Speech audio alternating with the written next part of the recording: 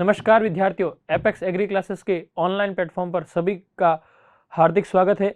बात करते हैं अपन आज के तीसरे वीडियो के बारे में, या इस क्लास की बात करते हैं। अपन ने अभी तक नाइट्रोजन और फास्फोरस पढ़ लिया था। इसी के अंदर अपन प्राथमिक तत्व जो पोषक तत्व हैं उनमें तीसरा पोषक तत्व लेते हैं जिसका नाम है पोटास, जिसको अपन किसके नाम से जानते हैं, के, है ना। उसका जो आयनिक रूप होता है वो K+ होता है। तो चलिए बात करते हैं इस क्लास की। तो विद्यार्थियों, आप सभी को पता है, जैसा कि अपन ने पहली क्लास के अंदर पढ़ा था, सभी के आयनिक रूप पढ़े थे, जिसके अंदर पोटास को K+ के रूप में क्या करते हैं, पौधे इसके अंदर ग्रहण करते हैं। और सबसे बड़ी बात, जो पोटास होता है, K होता है, वो कोशिका द्रव्य, है ना, जो आपका साइटोप्लाज्म होता है, कोशिका द्रव्य जो आप समझ रहे होंगे, है ना। आपकी जो कोशिका होती है उसके अंदर एक लिक्विड होता है, एक फ्लूइड होता है ना, एक द्रव भरा होता है, जिसको अपन किसके नाम से जानते हैं, कोशिका द्रव्य के अंदर नाम से जानते हैं। तो उसके अंदर क्या होता है सर, के होता है। कौन सा तत्व होता है, के होता है। वेरी इंपॉर्टेंट पोषक तत्व है आपका के। बात करते हैं मृदा में पोटेशियम, आपका जो पोटास है, के है, उसका जो स्रोत है, उसका जो सोर्स है वो क्या है, तो फेल्सपार और माइका, है ना। फेल्सपार और माइका का नाम आपने सुना होगा।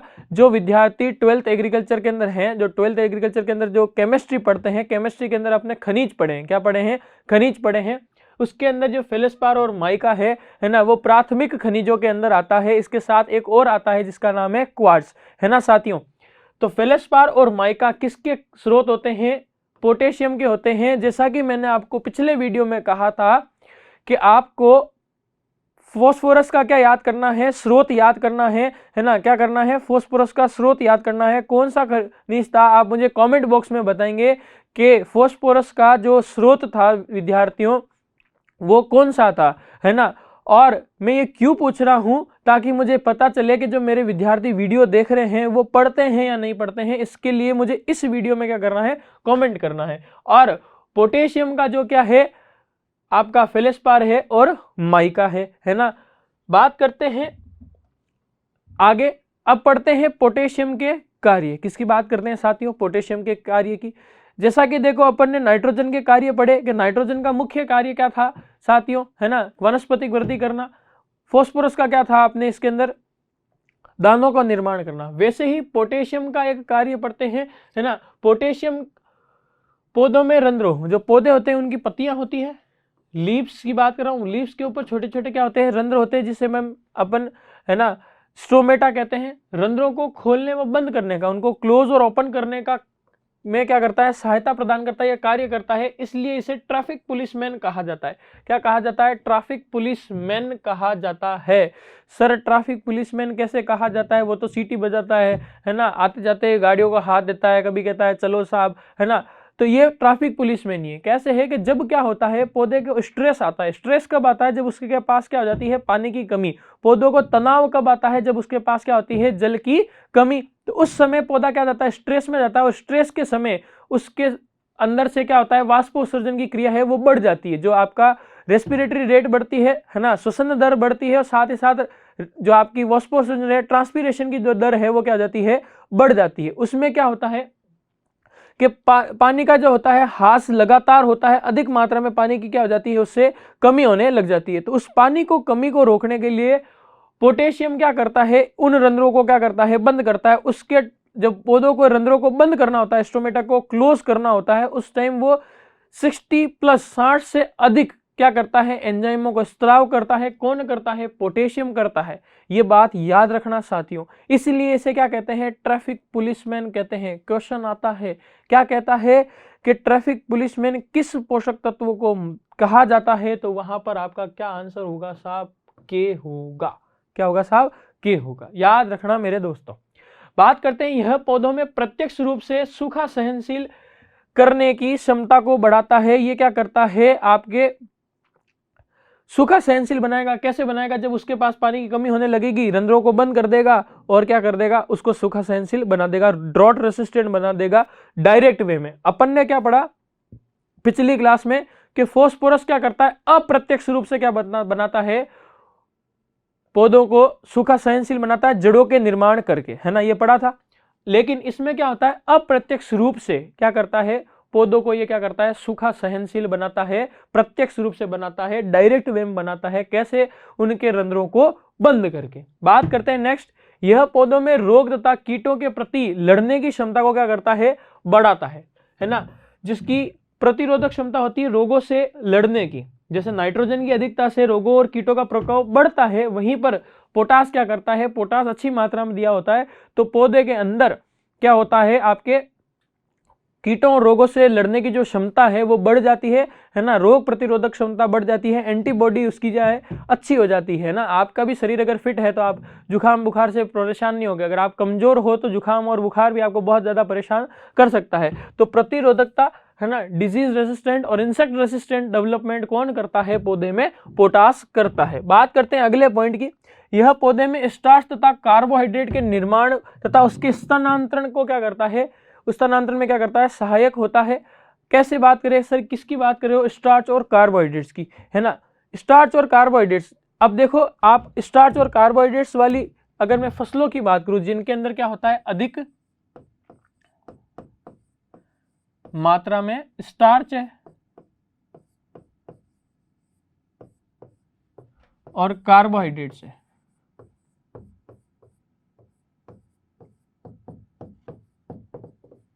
अधिक मात्रा में स्टार्च और कार्बोहाइड्रेट से ऐसी फसलें कौन सी है, देखो आलू है ना, आलू है, केला है, चावल या फिर अगर धान कहते हैं, है ना। उसके बाद आपका गन्ना है ना, गन्ने के अंदर मिठास है, स्टार्च है ना। और अगर मैं बात करूं चुकंदर है, क्या है, चुकंदर है ना। ऐसी फसलें जिनमें मिठास ज्यादा है, कार्बोहाइड्रेट्स की मात्रा ज्यादा है ना। मक्का की भी अगर अपन बात करें उसमें भी मीठापन होता है। तो ऐसी फसलें जिनमें स्टार्च और कार्बोहाइड्रेट्स की मात्राएं ज्यादा होती है उनमें ये स्टार्च और कार्बोहाइड्रेट्स को निर्माण भी करता है और इनके अंदर जो इसका स्थानांतरण करना होता है, मतलब कि भाई जहां पर भी इसका निर्माण हुआ है वहां से इसकी पत्तियों में या इसके फल पर, जैसे मान लो निर्माण कहीं पर हुआ है, तने में हुआ है, पत्तियों में हुआ है, लेकिन इसके केले तक पहुंचाना, गन्ने के अंदर तने तक पहुंचाना, चावल में दानों तक पहुंचाना, आलू के अंदर उसके बल्ब में पहुंचाना, चुकंदर में बल्ब में पहुंचाना, मक्का के उसके अंदर बीजों को तक पहुंचाना। तो निर्माण और स्थानांतरण का कार्य कौन करता है सर, पोटास करता है। कौन करता है, पोटास करता है, के करता है। ये चीजें आपको क्या करनी है, ध्यान में रखनी है ना। जैसे कि देखो आलू, गन्ना, चुकंदर, केला पोटेशियम की अधिक खपत भी करते हैं, जिनको ये इनके अंदर जिनमें स्टार्च और कार्बोहाइड्रेट्स का निर्माण होता है, जैसे आलू गन्ना अगर अपन ने बात करी है तो उनके अंदर इस पोटेशियम की क्या होती है, खपत भी होती है और वो मांग भी ज्यादा करती है। इसलिए इन फसलों को पोटेशियम की आरामदायक खपत या फिर शाही उपभोग भी कहा जाता है। इन फसलों को क्या कहा जाता है, पोटेशियम की शाही उपभोग या फिर आरामदायक लग्जरी कंजप्शन इन्हें अपन कह सकते हैं। तो बात आपको समझ में आई क्या, देखो पहला क्या कहा गया था, इसे पोटेशियम को ट्रैफिक पुलिसमैन कहा गया था, क्योंकि ये क्या करता है, पत्तियों के रंध्रों को क्या करता है, बंद करता है और खोलता है। तो आने और जाने का कार्य क्या कर सकता है, जो कोई रोक सकता है तो उसे ट्रैफिक पुलिसमैन कह सकते हैं। वाहनों को आते जाते रोक देता है ना, चला देता है, तो वो ट्रैफिक पुलिसमैन होता है। उसी प्रकार पोटेशियम काम करता है और क्या करता है, ये पौधे को प्रत्यक्ष रूप से क्या करता है, सूखा सहनशील बनाता है, पौधों में रोग और कीटों को लड़ने की क्षमता को क्या करता है, बढ़ाता है साथियों। और स्टार्च और कार्बोहाइड्रेट्स वाली जो फसलें हैं उनके अंदर इसको स्टार्च को बनाना, कार्बोहाइड्रेट्स को बनाना तथा उसका ट्रांसपोर्टेशन करना, उसका स्थानांतरण करना, वो भी काम करता है। और जो ये फसलें हैं कौन कौन सी, आलू, गन्ना, चावल, केला है ना, मक्का, ये सारी की सारी फसलें इसको पोटास को अधिक मात्रा में ग्रहण करती है। कितना भी खा ले तो इनके ऊपर कोई भी नेगेटिव इफेक्ट नहीं आएगा। जैसे कि देखो मैं बात करता हूं, अगर नाइट्रोजन ज्यादा आ जाए तो उसके अंदर क्रॉप लोजिंग नाम की बीमारी होती है, आपको पिछली क्लास में मैंने बताया था। उसी प्रकार अगर पोटेशियम ज्यादा हो जाए तो इन फसलों पर कोई भी इफेक्ट नहीं आएगा, कोई भी बुरा प्रभाव अपन को देखने को नहीं मिलेगा। लेकिन कमी होगी तो अपन को बुरा प्रभाव देखने मिलेगा, ज्यादा दे दिया तो कोई नहीं होगा। अपने बॉडी के अंदर होता है कि जैसे कि अपन को कम भूख, ज्यादा भूख लगी और अपन को कम रोटी मिले तो भूख और बढ़ेगी, है ना। और अगर अपन को कम भूख और ज्यादा खा लिया तो पेट दुखेगा। तो इस तरीके से ना ये चीजें अपन को करनी है ध्यान। और इसे लग्जरी कंजप्शन क्यों कहते हैं, कि उसको कितना भी खा लो, आरामदायक रूप से कितना भी खाते जाओ खाते जाओ खाते जाओ, अपने उसके अंदर पौधे के अंदर कोई भी इफेक्ट नहीं आएगा साथियों। बात करते हैं आगे, अब बात करते हैं नेक्स्ट, जो छठा इसका कार्य है, पोटेशियम के गुणवत्ता युक्त पोषक तत्व की भी कहा जाता है, क्योंकि यह क्या करता है, फलों में रंग रेशों है ना वाली फसलों में रेशा तथा तंबाकू की पत्तियों की गुणवत्ता को क्या करता है, बढ़ाता है। इसे क्वालिटी न्यूट्रिएंट है ना, इसे अपन क्या कह सकते हैं, क्वालिटी न्यूट्रिएंट कहते हैं। क्यों कहते हैं सर, क्योंकि ये क्या करता है, पौधों के अंदर या जो पौधों के फल हैं उनके अंदर क्या करता है, उनकी गुणवत्ता को बढ़ाता है।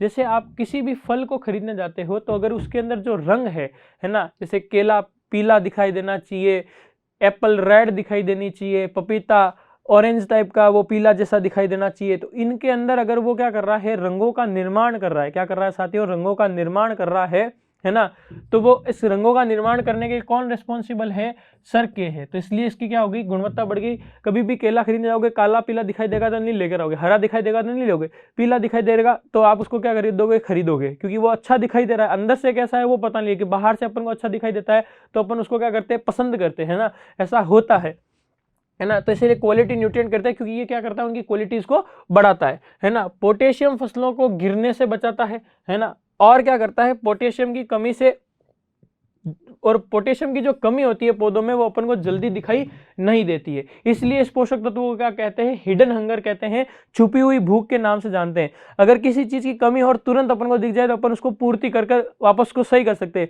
लेकिन पोटेशियम के साथ ऐसा खेल है कि इसके अंदर अगर कमी होती है तो अपन को पता नहीं चलता है। साथियों इस चीज का ध्यान रखना, इसलिए हिडन हंगर कहते हैं। तो देखो ट्रैफिक पुलिसमैन किसे कहा जाता है, पोटेशियम को कहा जाता है ना। और अगर मैं बात करूं हिडन हंगर किसे कहते हैं, तो हिडन हंगर भी क्या है, पोटेशियम है। क्वालिटी न्यूट्रिएंट कौन है, तो वो भी क्या है, पोटेशियम है। और अगर मैं बात करूं लग्जरी कंजप्शन कौन है, शाही भोजन कौन है पौधों का, तो वो भी कौन है, पोटेशियम है। तो चार नाम आपको दे दिए हैं, चारों ही क्वेश्चन आ सकते हैं, तो आप इसका क्या करेंगे, ध्यान रखेंगे साथियों। और कार्यों को पढ़ना लैंग्वेज फॉर्म में पढ़ना इसलिए जरूरी है, इन लाइनों को पढ़ना इसलिए जरूरी है साथियों, क्योंकि आपका जो सीयूटी के अंदर जो पैटर्न पेपर आता है उसके अंदर आपके लैंग्वेज बेस्ड क्वेश्चन आते हैं, और आपके सेंटेंस है ना स्टेटमेंट बेस्ड क्या आते हैं, क्वेश्चन आते हैं है ना। तो वाक्य के रूप में क्या आते हैं, आपके क्वेश्चन आते हैं। तो उनको लिए अपन को एक एक लाइन पढ़ना जरूरी है, ताकि अपन को ये याद हो जाए कि सर ऐसा ऐसा बता रहे थे, इसलिए ये लाइन तो सही है और ये लाइन गलत है। मान लो मैं यहाँ लिख दूं पोटेशियम की कमी से पौधों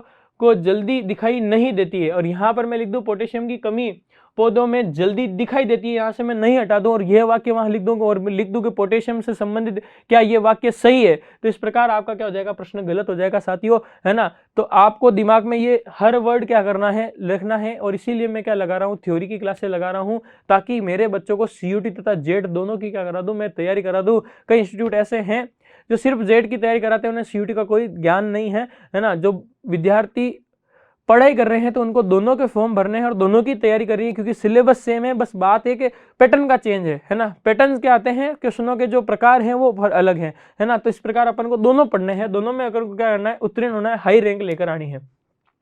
बात करते हैं पोटेशियम की कमी लक्षण।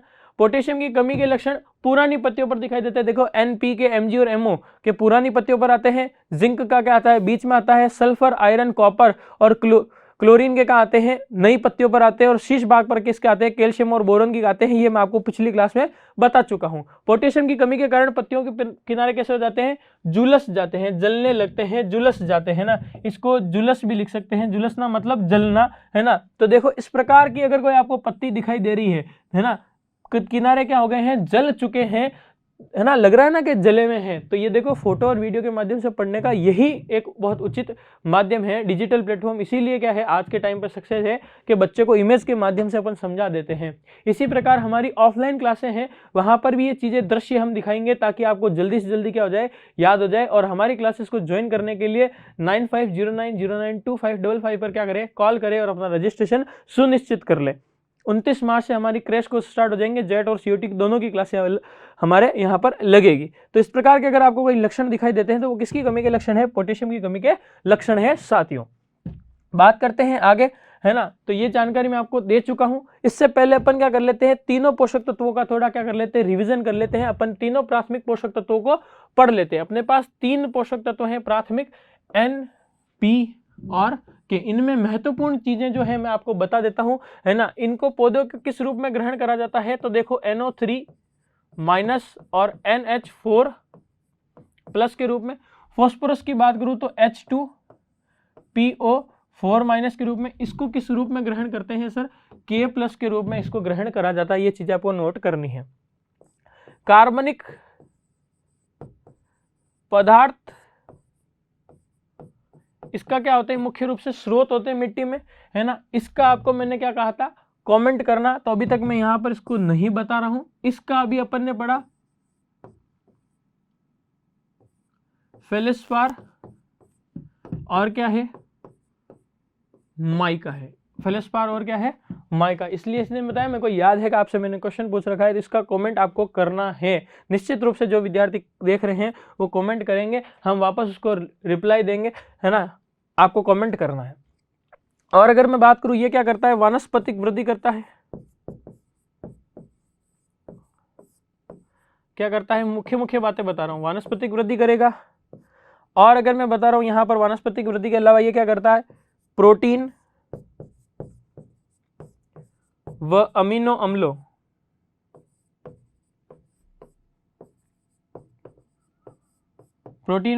का क्या करता है? निर्माण करता है। और अगर मैं बात करूं इसके कार्य की, तो ये क्या करता है? दानों का निर्माण करता है। दानों का निर्माण, जड़ों का निर्माण, रूट डेवलपमेंट,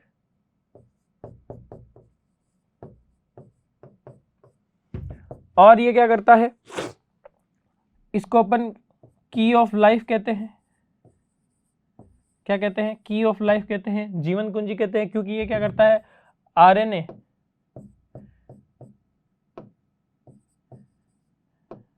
है ना, डीएनए व आरएनए, डीऑक्सी न्यूक्लियर आपके जो एसिड है और राइबोज न्यूक्लिक एसिड है, इन दोनों का करता है निर्माण करता है। और अगर मैं इसकी बात करूं तो इसे अपन किसके नाम से जानते हैं? ट्रैफिक पुलिसमैन के नाम से जानते हैं।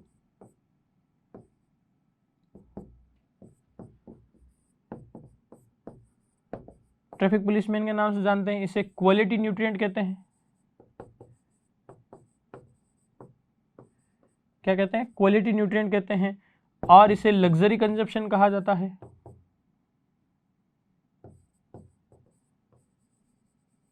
है ना, लग्जरी कंजप्शन इसे कहा जाता है ना। और एक बात और रह गई अपनी, है ना, इसको अपन क्या कह सकते हैं? Quality nutrient, luxury, hidden hunger, है ना, बहुत ही मुख्य बात है ना। इसे कहा जाता है? Hidden hunger. क्या कहा जाता है? हिडन हंगर भी इसे कहा जाता है साथियों। तो ये चीजें क्या करनी है? अपन को माइंड में रखनी है ना। तो अपन ने इनको रिवाइज भी कर लिया है। बहुत ही बेहतरीन तरीके से अपनी क्लासेस जा रही है। हर टॉपिक की अलग अलग क्लासें लगा रहा हूँ, आपके लिए लगा रहा हूँ। आपको हमारा साथ रखना है। जो विद्यार्थी नए जुड़े हैं इस चैनल से, उनको ये क्या करना है? सब्सक्राइब करना है और बेल आइकन को दबाना है। जब भी हमारी कोई नई क्लास आएगी तो उसी टाइम आपको वो नोटिफिकेशन आ जाएगा। हमारी बायोलॉजी की क्लासेस चल रही है, पशुपालन की क्लासेस चल रही है, और साथ में हमारी क्या चल रही है? एग्रोनॉमी की क्लासेस चल रही है। तो बहुत ही अच्छी तरीके से, है ना। और भी हमारे हॉर्टिकल्चर की क्लास और आने वाली है, आपके एग्रीकल्चर केमिस्ट्री की क्लासें आने वाली है साथियों। तो जुड़े रहिए इस चैनल के साथ और हमें आगे बढ़ाते रहिए, ताकि अच्छे से अच्छा कंटेंट बच्चों तक पहुंचे। और महत्वपूर्ण जानकारी मत भूलना साथियों, 29 मार्च 2024 से जेट और सीयूटी के क्या लगेंगे हमारे यहाँ पर संस्थान में ऑफलाइन मोड पर क्रैश कोर्स स्टार्ट होने वाला है। और जो विद्यार्थी 10th के बाद 11th और 12th के अंदर फाउंडेशन करना चाहते हैं, एग्रीकल्चर में ही आगे जाना चाहते हैं, एग्रीकल्चर में जो आने वाली परीक्षाओं के लिए कंपटीशन की स्टार्टिंग से तैयारी करना चाहते हैं, तो उसके लिए हमारे पास फाउंडेशन है, हिंदी और इंग्लिश मीडियम में भी है। और हमारे पास बॉयज़ एंड गर्ल्स हॉस्टल की सुविधाएं हैं। बहुत ही शानदार हमारे यहाँ के हॉस्टल हैं, है ना। तो आप एक बार हमारे इंस्टीट्यूट को विजिट कीजिए, है ना, जो ऑफलाइन मोड पर चलते हैं। और आपको जल्दी से जल्दी क्या करना है? इसके अंदर रजिस्ट्रेशन करवाना है। तो आज के लिए इतना ही। धन्यवाद।